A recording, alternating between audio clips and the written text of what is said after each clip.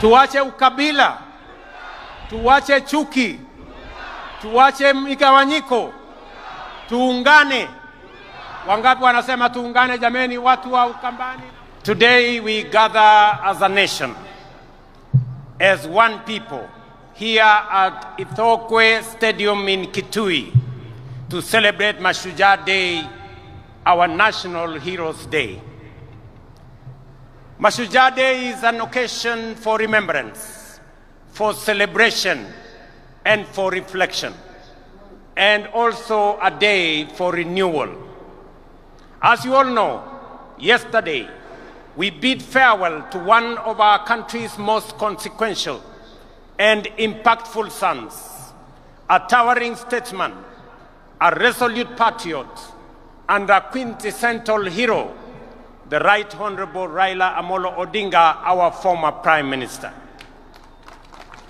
This is the man, the legend, and the Pan-Africanist to whom we dedicate this Mashujaa Day. It is for this reason, fellow citizens, in his solemn memory, that I invite us all to now stand and observe a moment of silence in honor and celebration of his remarkable life and service to our great country, our continent, and to humanity.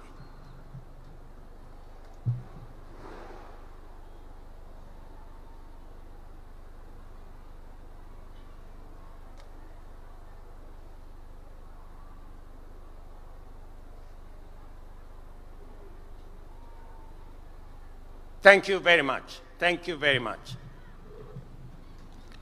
Sons and daughters of our motherland, Kenya, Raila Amolo Odinga aspired and labored for a Kenya that is free, that is fair, governed by the rule of law, and filled with limitless opportunity for all of us. Baba envisioned and fought for a nation where, in the immortal words of our national anthem, justice is everyone's shield and defender, where we all dwell in unity, peace, and liberty, and a Kenya that has plenty within its borders. It goes without saying that it is precisely because of great and irrepressible giants like Raila that we find within ourselves the courage and inspiration to go further, to dream bigger, and to pursue higher ideals. For greatness and nobility are never achieved by settling for the ordinary or the comfortable. They are seized by those who dare to push the frontiers of possibility, by those who refuse to be confined by what is, but instead reach boldly for what could be. It is in that restless, relentless pursuit of higher ideal, in that unyielding spirit of aspiration, that humanity advances and nations rise. For it is only by stretching beyond our limits that we discover our true strength and fulfill our full destiny. Fellow citizens, as we emerge from a week of profound sorrow and reflection, and as the nation continues to observe the 7 days of mourning on the passing of our former Prime Minister, it is both fitting and worthy that we anchor this year's Mashujaa celebration in the extraordinary and consequential life of our departed legend, the Right Honorable Raila Odinga. In honoring his memory, we also draw from his journey of enduring lessons of courage, service, and unyielding love for country. The first lesson that Baba taught us is to put country above self. Time and again, He reminded us that no disagreement is greater than our unity, no ambition more important than our peace, and no personal interest higher than the welfare of our nation. He famously declared that he would shake the hands of his rivals, whether he won or lost, because he loved Kenya more than he loved Raila Amolo Odinga. That was the measure of the greatness of a man. Early this year, when I invited him to address our cabinet retreat, Baba reiterated the need to ensure, above all else, that Kenya remains a stable and a secure nation.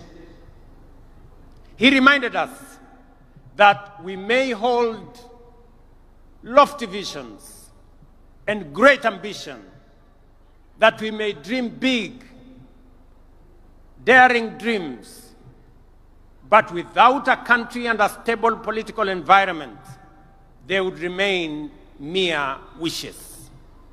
Perhaps, more significantly, he told us that an imperfect nation striving for perfection is far better than one that is consumed by chaos and anarchy. And he could readily point to countries in our region that were once stable, but later descended into turmoil and disorder, and decades on, they are yet to regain their stability. There are people still enduring untold suffering and loss. This is the critical lesson that those who criticized and faulted Baba for working with us to stabilize the nation forget or refuse to acknowledge, or they just simply don't care. When some saw the opportunity to bring down their competitors, even if it meant bringing down the country, Baba chose the stability of Kenya. For Agwambo, the specter of a failed state was too grave to contemplate. He understood that leadership is not about personal pride, but about preserving the republic, not about victory in politics, but about preserving the stability of the nation we love, Kenya. Second, fellow citizens, Raila's love for Kenya was deep, steadfast, and unconditional. He once told us that if he were to die and God asked him where he would wish to be born again, he would say without hesitation, "Take me back to Kenya."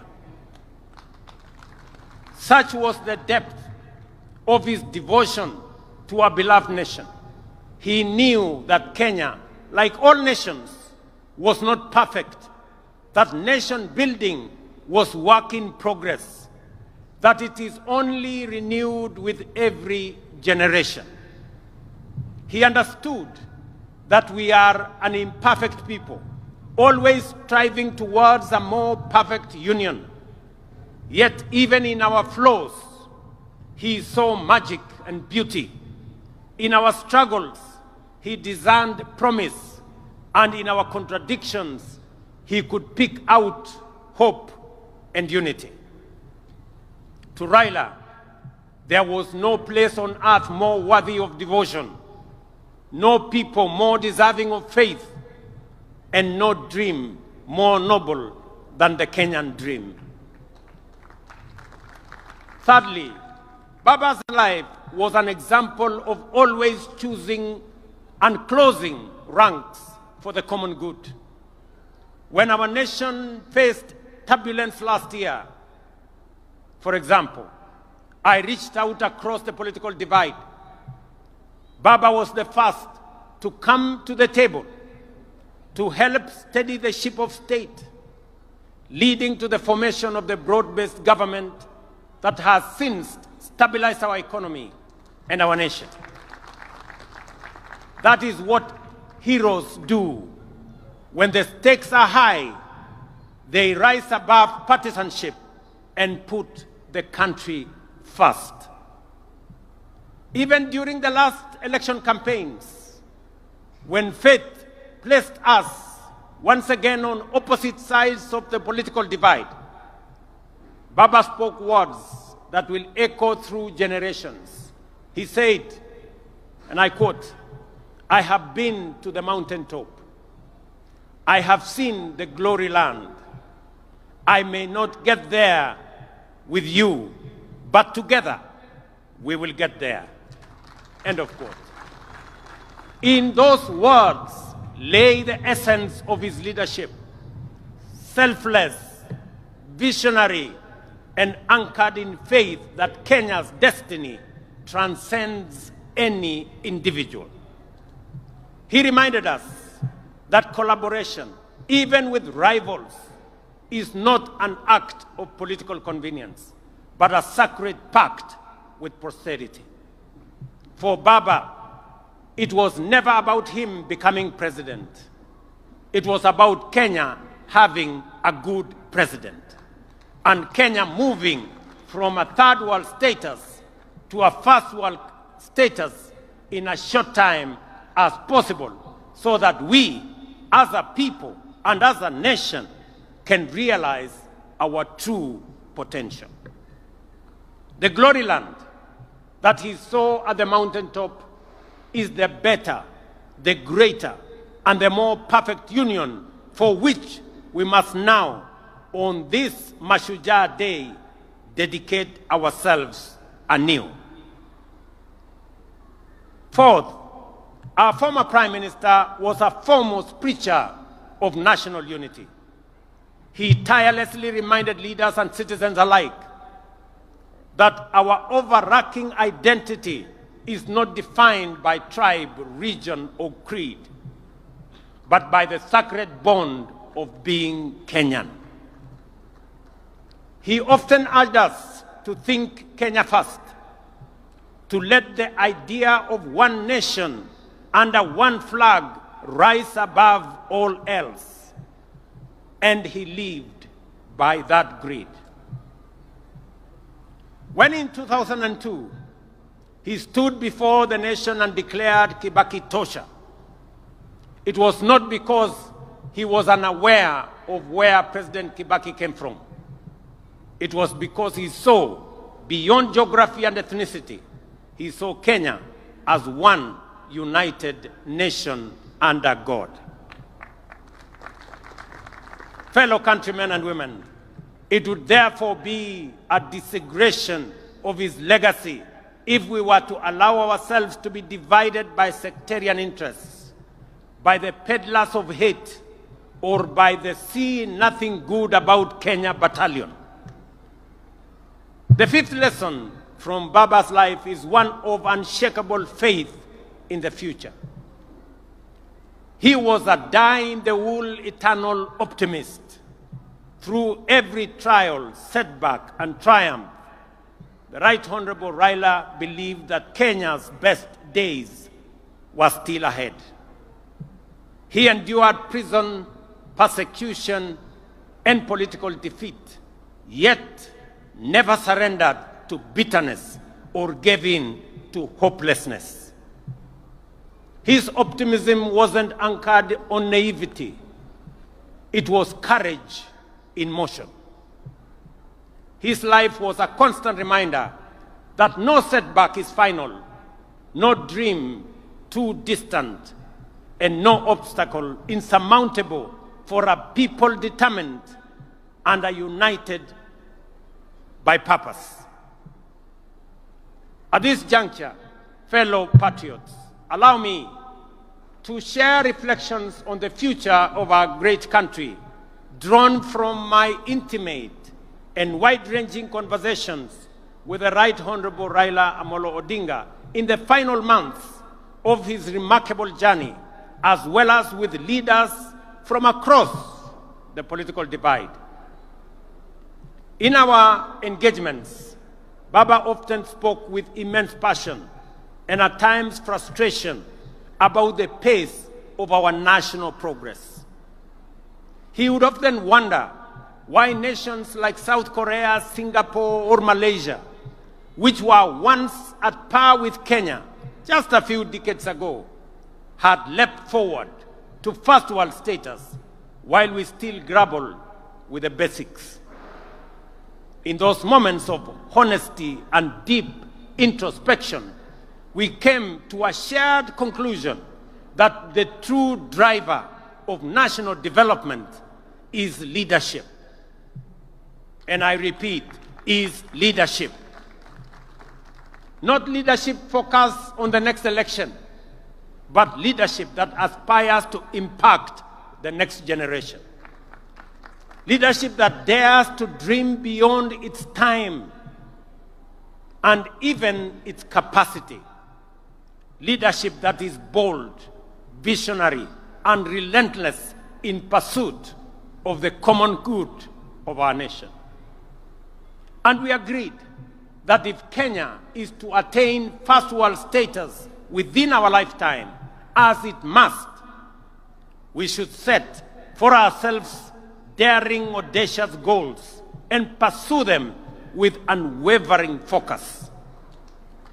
It is in this very conviction, ladies and gentlemen, that has guided my engagements with leaders and stakeholders from across the political divide.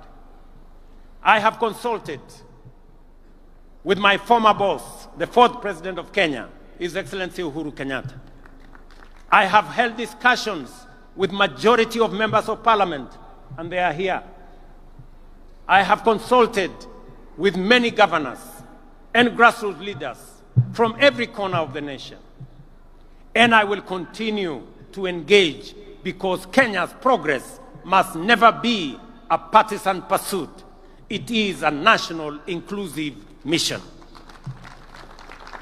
Through these deliberations, I have arrived at a clear conclusion that although we have made commendable progress in stabilizing the nation over the last 3 years, the time has come to take the country to the next level. And to do so, we must act decisively on at least 3 national priorities.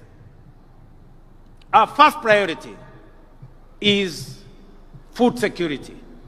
We cannot speak of prosperity while spending over 500 billion shillings every year importing food into Kenya, including maize, importing wheat, rice, sugar, edible oil, among many. This is not just an economic burden to us. It is a threat to our sovereignty. A nation that cannot feed itself, ladies and gentlemen, is not a nation that can claim to be free or sovereign. The only viable path available for us towards this goal now, fellow citizens, is through the expansion of irrigation and the modernization of our agriculture.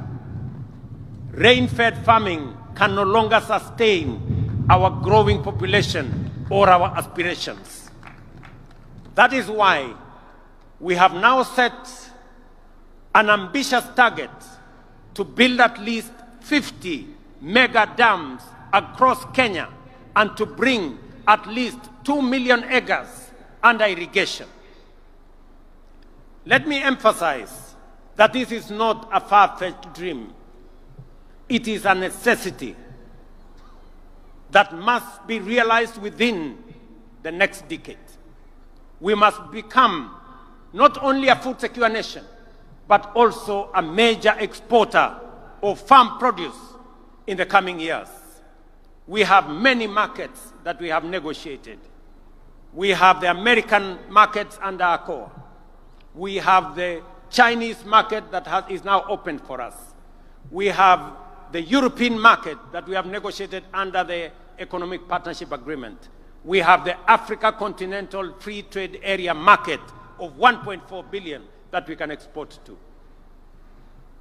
Our second priority is enhance value addition, agro-processing, and manufacturing through industrialization.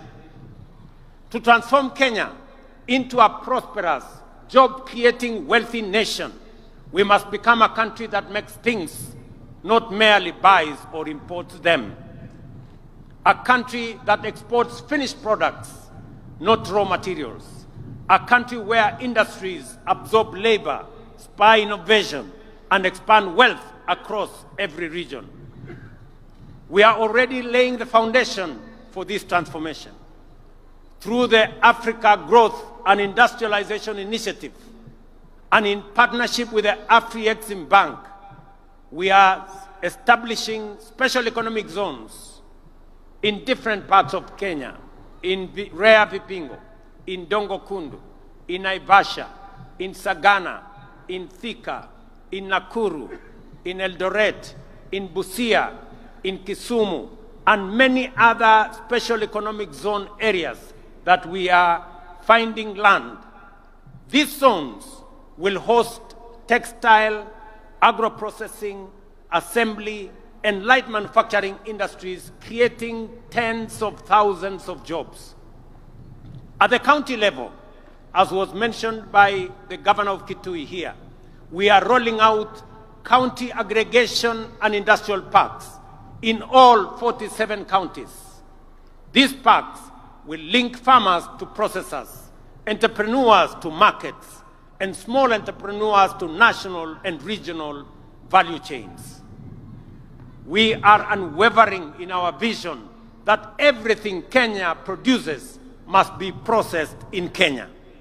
Tea must leave Kenya not as raw leaves, but as packaged excellent tea. Coffee, not as cherries, but as a premium blend for international markets. Cotton, not as lint, but as fabric and fashion. Hides, not as raw skin, but as leather shoes and bags branded, made in Kenya. But we cannot industrialize, ladies and gentlemen, without reliable, affordable, and sustainable energy. That is why we have set our sights on expanding Kenya's energy generation capacity from the current 2,300 megawatts to at least 10,000 megawatts within the next decade. As a former Minister for Energy, Raila Odinga was a strong advocate for the rapid expansion of our energy capacity through multiple sources, including hydro, geothermal, solar, wind, and also energy. Just for the record, already a lot of research is going on the development of the first nuclear energy plant in Kenya, in Siaya County. With abundant energy, we shall power factories, light every home, and drive Kenya to become the industrial hub of East Africa and the continent. Our third critical area of focus is infrastructure development. Again, Baba, who also served as a Minister for Roads and Public Works and Housing under the late President Kibaki, often reminded me that no economy can flourish without world-class infrastructure.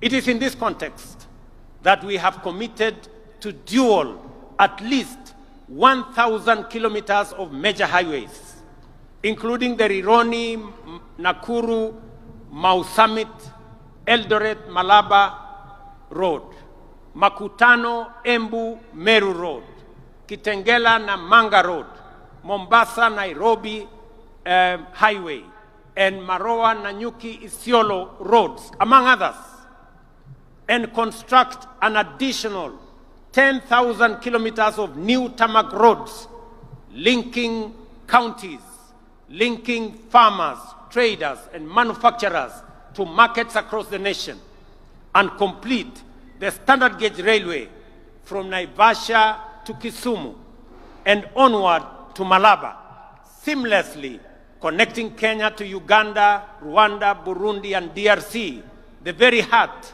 of the Africa Continental Free Trade Area dream.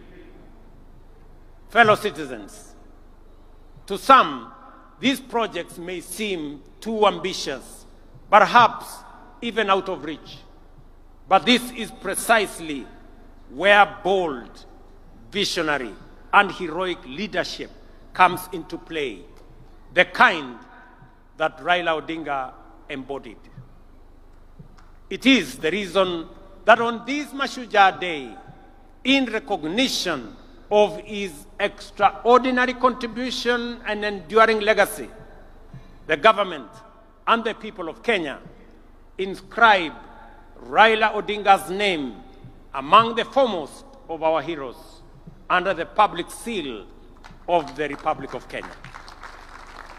On behalf of a grateful nation and through the authority vested in me as president, I have today posthumously conferred upon the Right Honorable Raila Odinga the highest honor of the Republic, the Chief of the Order of the Golden Heart of Kenya.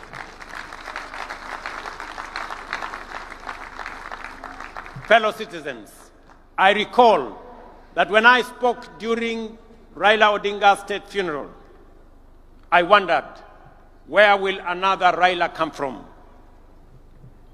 The truth is, there will forever be only one Raila Amolo Odinga, a single spirit, a towering patriot, and a hero for ages. But if we, the people he so deeply loved and served, choose to live by the lessons he taught us, to love Kenya more than we love ourselves, to put unity above division, to aspire for greater, and to serve with courage and conviction, then we can become a great nation of 50 million heroes. And in doing so, Kenya will rise from the heights once thought unimaginable within our generation. That, fellow patriots, is our noble challenge on this Mashujaa Day.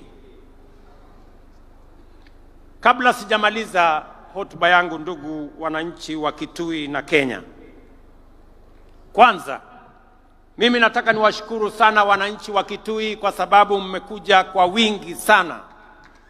Tuko na halaiki ya watu wengi sana hapa Kitui leo, na mmekuja hapa kuunganisha na kuungana na ndugu zenu wananchi wa taifa letu la Kenya. Leo Kenya mzima inajulikana, sherehe ya Mashujaa inafanyika katika mji wa Kitui. Wana Kitui, watu wa Kitui, asanteni sana kwa kuwa wenyeji na kwa kutusaidia in hosting this great day as we celebrate Kenyan heroes. Kutoka kwangu na serikali nzima la taifa la Kenya, nawaambia watu wa Kitui, asanteni sana. Nyinyi pia kwa kufanya tendo hili la kuunganisha Kenya, nyinyi pia watu wa Kitui na wapigia salute kama mashujaa wa taifa letu la Kenya. Nyinyi mnajua nilikuwa na mpango ya kutembea hapa Kitui kwa shughuli ya mambo ya maendeleo ya taifa letu, hasa mambo ya maendeleo ya Kitui County. Ilikuwa nije hapa Wednesday, na nikuwe hapa tena Ijumaa, na nikuwe tena hapa kesho na kesho kutwa. Nilikuwa nimepanga safari ya siku 5 hapa Kitui na pia katika sehemu zingine za Ukambani.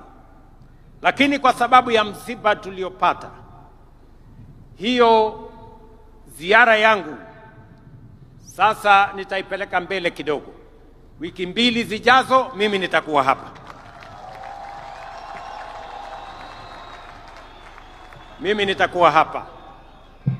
Na nitakuwa hapa makusudi kwa sababu Kitui, Ukambani kwa siku nyingi imewachwa nyuma. Na mimi nimesema kwa vyovyote Mungu anijalie hii Ukambani haitawachwa nyuma tena. Nataka munisikize jameni, ndugu zangu watu wa Kitui.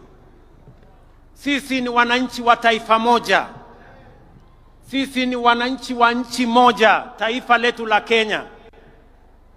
Siasa ya zamani ya ubaguzi, siasa ya migawanyiko na chuki na ukabila ndio imetuletea hasara ya sehemu zingine za Kenya kuachwa nyuma kwa sababu ya siasa duni ya kubagua wananchi wengine. Ndio mimi nimesema kwa vyovyote hii Ukambani haitawachwa nyuma tena. Mnanielewa? Wacha nirudie. Maneno ya zamani ya kusema sijui bomwe, sijui betwe, Ukambani ikabaki nyuma, haitatendeka tena. Nasikia hata kuna wengine wanajaribu kueneza siasa ndogo ati maskini jeuri. Iko maskini jeuri ya kufanya nini? Hakuna umaskini itabaki hapa Ukambani. Tunataka tuungane, tushirikiane, tufanye kazi kwa pamoja. Nataka munisikize ndugu zangu watu wa Ukambani. Hii stadium tulijenga kama serikali ya Kenya. Tumeweka hapa milioni 750 tujenge hii stadium na bado haijakamilika. Tangojea pengine mwezi moja ikikamilika, tumejenga kila mahali, tumeweka parking mzuri, nitakuja kufungua rasmi ikiwa imekamilika. Na ni kwa sababu tunafanya hivi sio Ukambani peke yake. Tunafanya hivi katika taifa letu la Kenya. Pia nimeamrisha wizara ambayo inahusika na michezo pia tujenge stadium kama hii pale Machakos, na tujenge stadium kama hii pale Wote, pale Makueni, kwa sababu nchi ya Kenya ni nchi ambayo inajulikana na ni mashuhuri kwa mambo ya michezo, na sababu hiyo stadium and infrastructure ya mambo ya michezo lazima tuwe nayo. Wewe Waziri Mburia unajua vile utafanya tukamilishe hii, ili mapema mwaka ujao tuanze Machakos na tuanze pale Makueni, kwa sababu tunataka Ukambani itembee sambamba na sehemu zingine za taifa letu la Kenya. Hapa vile vile tumejenga uwanja wa ndege. Mimi nataka niwaeleze ya kwamba hiyo uwanja haijakamilika. Bado tutajenga terminal building. Tunataka hiyo uwanja ikae kama viwanja zingine za ndege sehemu zote za Kenya. Hapa vile kiongozi governor amesema kuna barabara tulisema tumetengeneza. Kuna zingine zimekamilika, kuna zingine bado. Mimi nataka niwahakikishie yale yote ambayo tuliweka katika mpango yetu tutakamilisha, kwa sababu tunataka wakati tunabadilisha Kenya pia Ukambani inabadilika. Sio hivyo peke yake. Nyinyi mnajua ya kwamba mulituuliza tujenge barabara kutoka Kibwezi, na mulisema hiyo barabara iende mpaka ishikane kule Mwingi. Hiyo barabara tulijenga ikakuja ikakwama mahali fulani pale. Mahali naitwa kwa siku ama ni kwa nani? Kwa siku hapo. Sasa mimi nataka niwatangazie. Mahali hiyo barabara ilikwama, sasa nimetafuta pesa ya kuikwamua, kujenga ifike Migwani mpaka ifike Mbondoni, iungane na barabara ya kwenda Garissa. Tunaelewana jameni? Na nishamwambia Waziri Davis Chirchiri yuko hapa kwamba hiyo barabara sitaki tena mambo ya barabara hiyo kukwama. Tunataka tukamilishe hiyo barabara kwa sababu mpango yetu ni kuhakikisha ya kwamba Kenya inasonga mbele. Nyinyi mnajua hizo barabara na miradi mingine nyingi zilikwama kwa muda mrefu kwa sababu tulikuwa na matatizo na uchumi wa taifa letu la Kenya. Na niliwauliza kwa unyenyekevu, munipatie nafasi kidogo ninyoroshe mambo ya uchumi. Sasa mimi nataka niwatangazie uchumi wa Kenya sasa iko steady. Na sasa tuko na mpango kamili ya vile tutasukuma mambo ya maendeleo ya taifa letu mbele. Vile vile viongozi wetu hapa walituuliza ya kwamba kuna barabara ingine ya kutoka Chuluni kwenda Zombe mpaka Mwitika. Hiyo barabara vile vile sasa tuko na contractor na tutawajengea hiyo barabara kwa sababu tunataka tuhakikishe watu wa Kitui East, na mimi najua mbunge wenu Bwana Nimrod Mbai yuko hapa, ni mtu msumbufu sana, ananiuliza hii barabara kila mwaka. Vile vile nimeongea na mama anaitwa Rachel Nyamai ya kwamba barabara ya kutoka Ikudha kwenda Mudha mpaka Mutomo, hiyo barabara pia tuijenge, na tayari tumepata contractor wa kujenga hiyo barabara. Vile vile mnajua kuna barabara ilikwama kule Mwingi, ile barabara ya kutoka Kamuongo kwenda Kandwiwa. Hiyo barabara vile vile sasa tuko na pesa ya kukamilisha section ambayo ilikuwa imekwama pale. Vile vile nyinyi mnajua tumepoteza watu wengi, vile governor alivyosema pale Enziu Bridge. Hiyo daraja imekuwa daraja ya maafa. Mimi nataka niwaeleze sasa watu wa Ukambani, waziri yuko hapa, nimempatia maagizo na nimesema kabla ya Februari mvua ianze mwaka ujao, hiyo daraja iwe imekamilika, ndio tusiwe tena na maafa katika hiyo barabara. Tumeelewana watu wa Ukambani na Kitui? Vile vile nataka mnisikize kwa makini. Hapa Kitui pia tuko na mpango mkubwa ya kusambaza stima. Nilikuwa nije hapa hiyo siku kwa sababu ya harakati hiyo ya kusukuma stima. Mimi naelewa kupitia kwa viongozi wenu ya kwamba bado tuko na wananchi wengi hawajafikiwa na huduma ya stima. Ni kweli ama si kweli? Sababu hiyo serikali ya Kenya imetoa pesa shilingi bilioni 2.2 kuunganisha manyumba ya wananchi hapa Kitui 16,500 mpya. Between now and February next year, hizo manyumba 16,000 tutakuwa tumeziunganisha stima, na baadaye tutakubaliana, baada ya hiyo awamu tutapanga tena vile tutahakikisha kwamba stima inafika kwa manyumba zenu na tunaondoa giza, ndio shetani ashindwe. Mimi vile vile nataka niwaeleze ya kwamba hapa Kitui kupitia program yetu ya affordable housing markets pamoja na hostels tumewapatia budget ya shilingi bilioni 15 ya Kitui. Tayari tuko na projects ya shilingi bilioni 7. Tuko na soko, mmesikia governor akisema soko kubwa ya Kitui Town. Hiyo soko kubwa ya Kitui Town sasa tutaichukua kutoka county, tutaimaliza na tutaikamilisha. Vile vile soko ya Mwingi Town, pia pale Mwingi Town tunataka kujenga soko kubwa kwa sababu mji wa Mwingi ni mji mkubwa.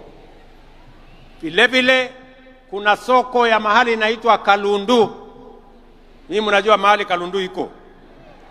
Na soko pale Kabati pia tunataka kujenga soko kubwa, na vile vile Mutomo tujenge soko kubwa.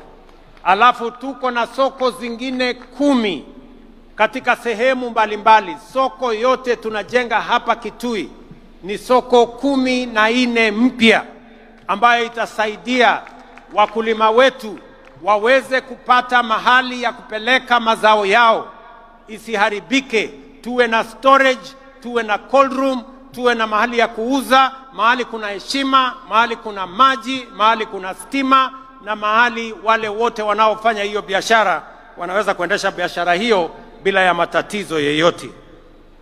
Vile vile sasa tumepatiana kandarasi ya hostels ya vijana katika TVET zetu, universities hapa Kitui.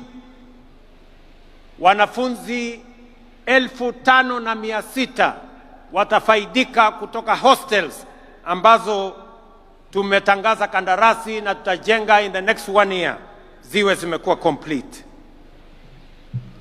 Mimi naelewa vile vile kwamba hapa Kitui tuko na shida ya mambo ya maji. Kweli si kweli? Mnajua tuko na damu kubwa hapa Tuache, na hiyo damu imejengwa muda mrefu. Mimi sasa nataka niwatangazie kwamba tumepata pesa bilioni 9 ya kukamilisha hiyo damu ya Tuache. By April, May next year, that dam will be complete, na itasaidia watu wa Kitui, watu wa Makueni na watu wa Machakos. Tutaweza kupata maji ya manyumbani na maji ya irrigation. Na ili kuondoa chafu, nyinyi mnajua hiyo mto ambaye inatoka Nairobi ndio inaleta maji mpaka hapa Kitui. Pia kule Nairobi ndio tusiwaletee maji machafu. Kule Nairobi tuko na mpango kubwa ya kusafisha Nairobi River ambayo inaendelea saa hizi. Tuko na vijana karibu 40,000 wanashughulika na kusafisha Nairobi River ili maji itakayotoka kule iingie hapa Kitui, iende Tuache, isiwe ni maji machafu. Tuhakikisha kwamba mnapata maji masafi ndio tuweze kutumia manyumbani na vile vile tuweze kutumia kwa mambo ya kilimo. Vile vile umesikia kiongozi wamesema ya kwamba pia umadam. Hii umadam ilianzishwa miaka 15 iliyopita. Sasa hii ni aibu kidogo. Hii dam jameni, mimi nataka tumalize hii dam by next year, hata kama haijafika mwezi wa 4 tumalize hiyo dam. Hii dam haiwezi kuwa inajengwa watoto watazeeka tukijenga hiyo dam. Kwa hivyo mimi nimemwambia waziri, na waziri yuko hapa, Bwana Muridhi, mambo ya hiyo dam, whatever it takes, we must get the resources and complete that dam, kwa sababu watu wa Kitui wanahitaji maji kutoka dam hiyo ya hapo Uma. Na vile vile niwaeleze ya kwamba tayari tuko na mpango ya dam ya High Grand Falls ambayo iko kati ya kaunti yenu ya Kitui na kaunti ya Tharaka Nithi katika sehemu ile ingine. Katika zile dams 50 ambazo nimesema tutazijenga, mega dams just like Tuache, one of them is going to be the High Grand Falls dam that we are now planning on how we are going to complete that dam. Nataka kusema mambo mawili ya mwisho. Nyinyi mnajua tumesema ya kwamba tunataka mambo ya afya isiwe ni starehe ya watu matajiri ama watu walio na kazi ama wale wako na uwezo. Tunataka afya iwe ni haki ya kila Mkenya. Na sababu hiyo ndio tumeweka mpango mpya wa universal health coverage ambayo itahakikisha kwamba kila Mkenya anaweza kwenda hospitali yeyote atibiwe na mpango wa serikali iweze kulipia gharama ya hospitali. Watu wa hapa Kitui katika orodha yetu ama statistics yetu, watu wa Kitui ambao mmejiandikisha kwa SHA ni watu 405,000. Watu 405,000 wamejisajili kwa watu 1,100,100,000, kumaanisha 36% ya watu wa Kitui wamejiandikisha. Mimi nataka niwaulize wananchi wa Kitui, kujiandikisha ni bure. Wewe ujiandikishe. Ukijiandikisha itatusaidia kujua madawa ambayo inahitajika ni kiasi gani, wauguzi ni kiasi gani, equipment ya kutumia katika matibabu ni kiasi gani, na vile vile tumeweka pesa ya serikali kusema kila mwananchi, wewe mtu ya Kitui, ukienda kwa hospitali na umejiandikisha kwa SHA, utoe evidence yako kwamba umejiandikisha kwa SHA, utatibiwa, utadungwa sindano kama ni kudungwa sindano, ama upatiwe dawa kama ni kupatiwa dawa, na serikali ya Kenya itakulipia, usilipe chochote.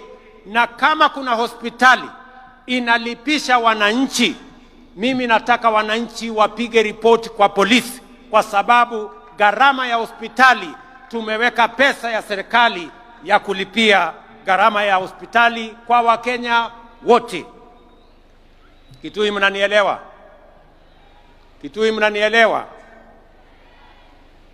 Mimi vile vile nataka nitangaze nikiwa hapa Kitui leo kwamba katika mpango wetu wa kupanga ajira na usaidizi wa vijana wa Kenya, tukishirikiana na benki ya kimataifa ama World Bank, tuko na pesa shilingi bilioni 20 ya vijana wa taifa letu la Kenya.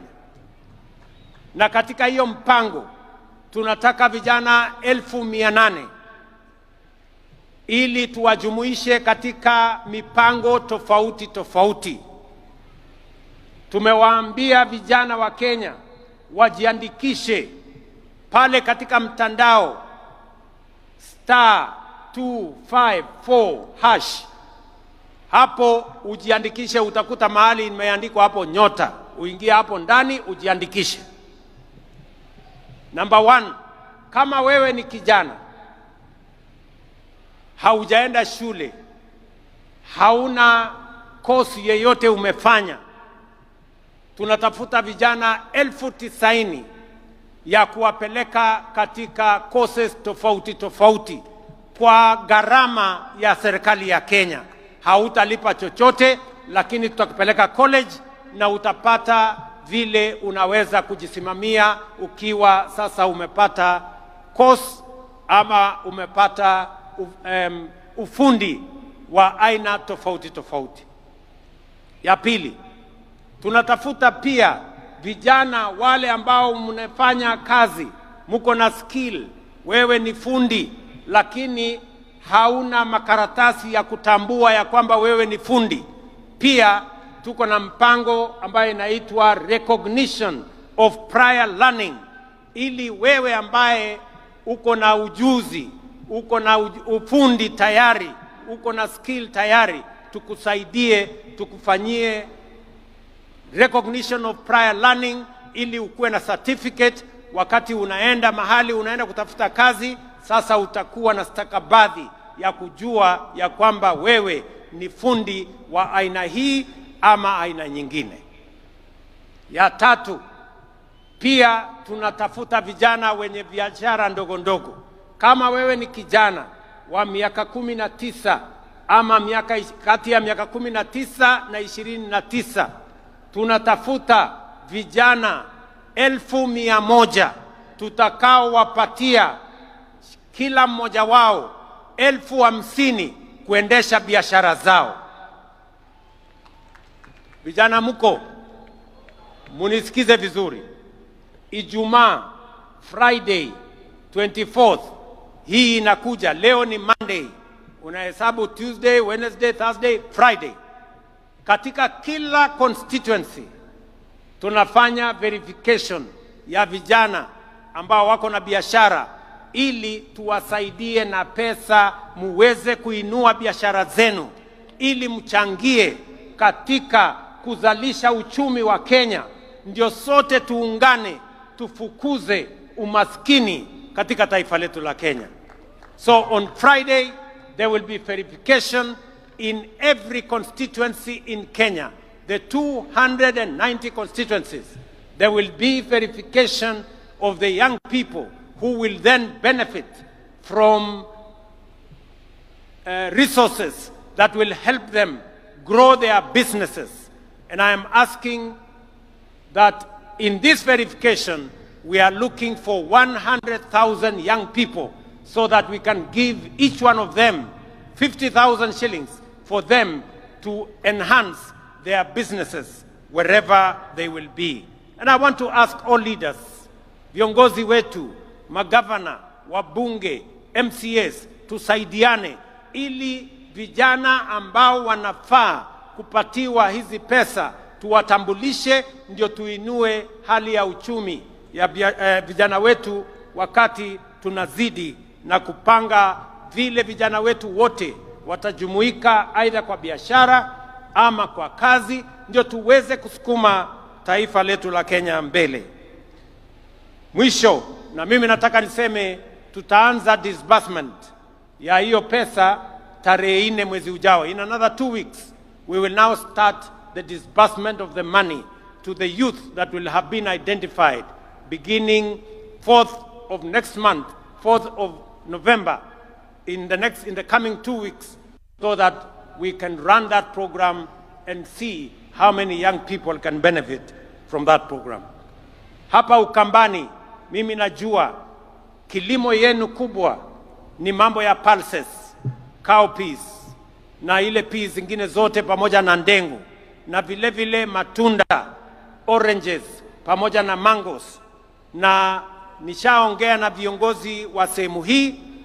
Gavana wenu Malombe nishaongea na yeye, anajua we spoke sometime last year on a comprehensive plan of making sure that those agricultural products that can be manufactured from this region are elevated and become part of our bottom-up economic transformation plan to make sure that every part of Kenya, kama tunasaidia wengine kwa mambo ya kahawa na chai na sukari na mahindi na ngano, hapa Ukambani vile vile tunaweza kuwainua kwa yale mimea ambayo yanazalishwa katika sehemu hii.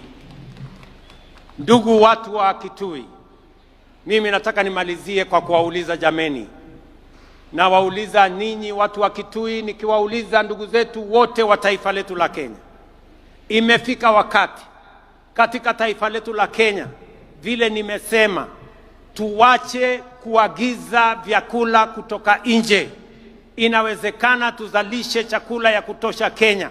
Tunatumia zaidi ya bilioni 500 kila mwaka kuagiza chakula kutoka nje. Na ndio nimesema, ili tuweze kuhakikisha kwamba tunazalisha chakula ya kutosha, ili tuweze kuwa na products ambazo tutatumia katika masoko ile ambayo tumepata, ni lazima sasa tuwe na pesa ya kutengeneza dams ama mabwawa ya maji 50, yale yanaitwa mega dams, ndio tuweze kuzalisha chakula kutokana na kunyunyiza maji mashamba yetu, because all indications are that we are slowly exhausting land that we can generate food from rain-fed agriculture. That is why we need to build 50 mega dams, even if it will cost us between 900 billion and 1 trillion shillings. That money we can raise here in Kenya. We need to generate more energy. We cannot industrialize. We cannot be a manufacturing country if we have only 2,300 megawatts of energy. We need to generate, at the minimum, 10,000 megawatts so that we can power our industries. We can power our agro-processing and value addition and create products that we are going to export to the markets that we have already negotiated. And thirdly, we must build infrastructure. The late Raila Odinga told us, you cannot be a progressive first world country without first world infrastructure. We need to do more roads. That's why I've said we need to do 10,000 kilometers of tarmac. We need to do more dual-link of roads. We need to do our airports. We need to do infrastructure that is going to support the progress and the prosperity of our nation. I want to ask us, I am asking leaders here in Ukambani, I am asking leaders, members of parliament from across Kenya, governors from across Kenya, I am asking political leaders from across Kenya that we hem in together, we rally together and lift this nation. Kenya is ripe for transitioning from a third world country to a first world country because we have what it takes and we have the resources that will lift this country forward.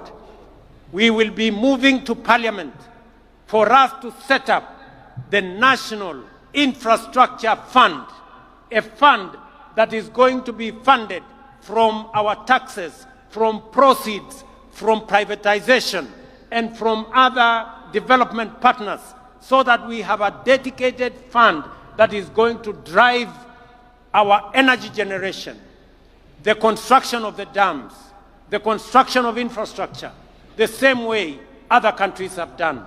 And together with that, we are also going to set up a fund that is going to look after our future.